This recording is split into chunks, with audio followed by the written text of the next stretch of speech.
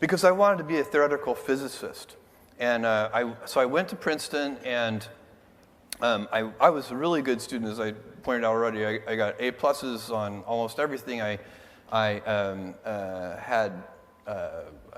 was in the honors physics track, which starts out with 100 students, and by the time you get to quantum mechanics, it's like 30. So I'm in quantum mechanics. I think this is like junior year, and I've also been taking a bunch of computer science classes and electrical engineering classes, which I'm also enjoying. And I can't solve this partial differential equation. It's really, really hard. And I've been studying with my roommate, Joe, who also is really good at math. And the two of us worked on this one homework problem for 3 hours and got nowhere.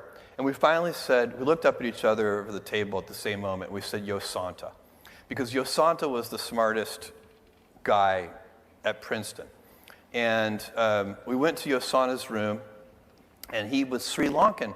And in the Facebook, which was an actual paper book at that time, his name was 3 lines long, because I guess in Sri Lanka, when you do something good for the king, they give you an extra syllable on your name. And so he had a super long last name, the most humble, wonderful guy. And we show him this problem.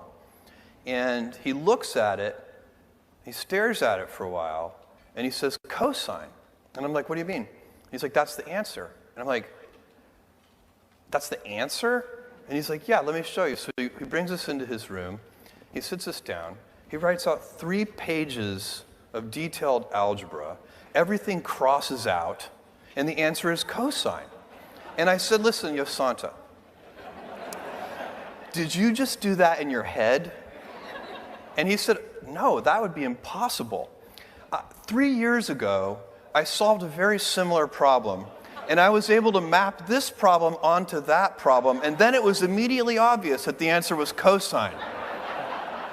And that was an important moment for me, because that was the very moment when I realized I was never going to be a great theoretical physicist.